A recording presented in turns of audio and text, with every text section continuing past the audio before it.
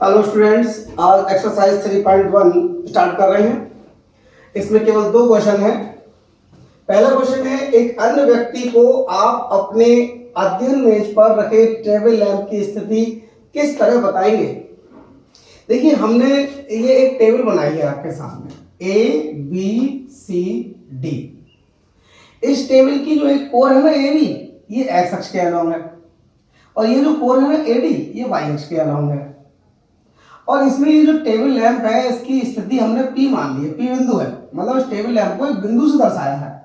तो हमें इस बिंदु P की स्थिति बतानी है। कैसा बताएंगे? देखिए, हम ऐसा बताएंगे कि मान लो हम यहाँ पे खड़े हुए हैं, तो हमारी ये जो कोर है ना बाई एक्सिस के अलोंग जो एडी कोर है हमारी, इस एडी से इस टेबल लैंप की दूरी मान ली हमने x। ये वाली भी x है, ये भी x है, दोनों समांतर है, बराबर होंगी। और ये जो कोर है ना AB, जो बाई जो x अक्ष के अलोंग है, इससे मान ली दूरी y।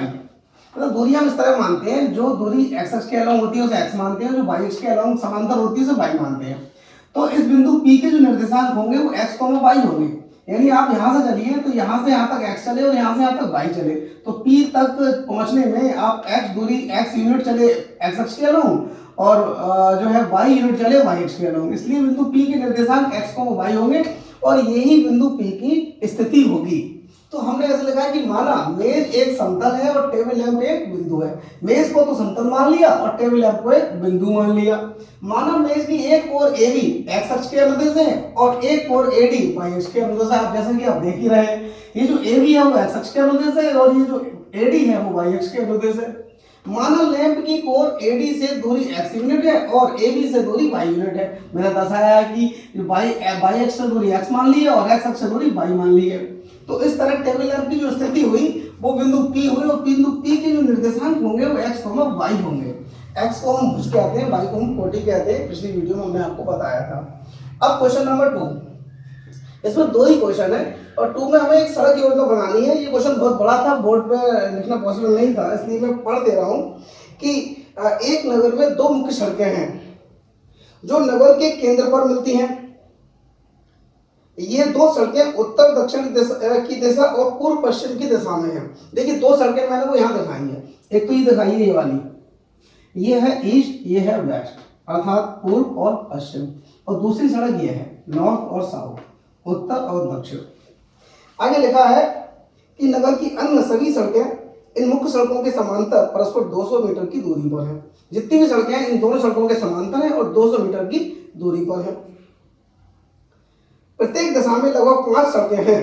1 सेंटीमीटर बराबर 200 मीटर का पैमाना लेकर अपनी नोटबुक में नगर का एक मॉडल बनाइए। सड़कों को एकल रेखाओं से निरूपित कीजिए। एक मॉडल बनाना है आपको अपनी कॉपी में और सड़कों को एक रेखा से निरूपित करना है। ये देखिए, ये रेखाओं से निरूपित किया है मैंने। सड़कें हैं 5 सड़कें दोनों तरफ हैं। देखिए, ऐसे ये वाली है पूर्व पश्चिम, इसके समांतर 5 सड़कें हैं।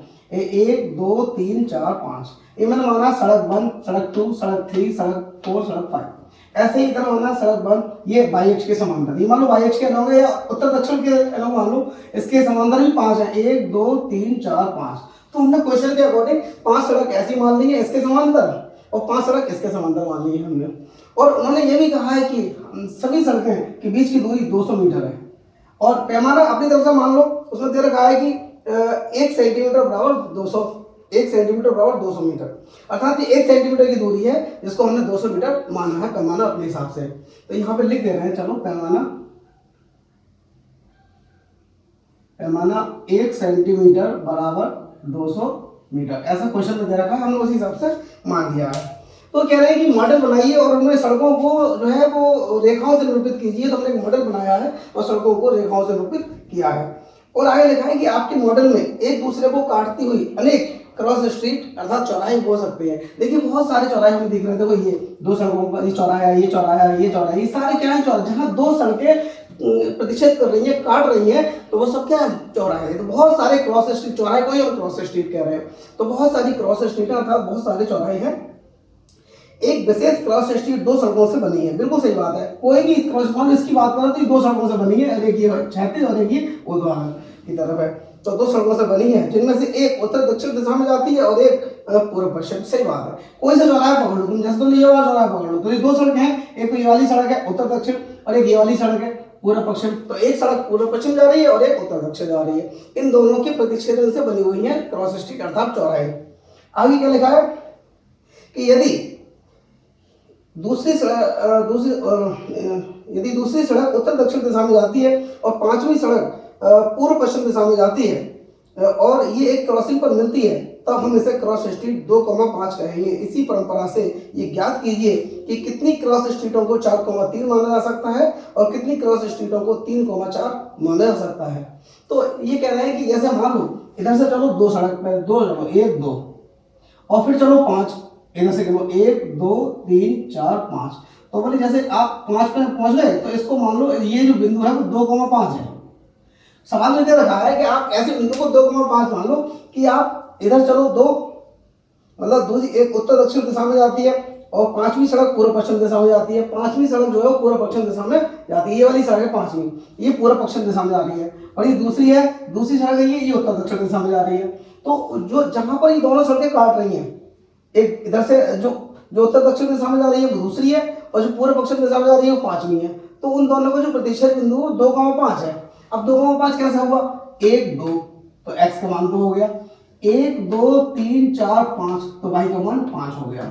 अब क्वेश्चन कह रहा है कि कितनी क्रॉस स्ट्रीटों को 4,3 माना जा सकता है। चलो 4,3 निकाले, दर्शाते हैं इसमें। देखो 1 2 3 4 तो चले एक्स अक्ष के दिशा में या पूर्व पश्चिम, अब 3 चलो इधर 1 2 3, तो ये वाला जो बिंदु है ये 4,3 है।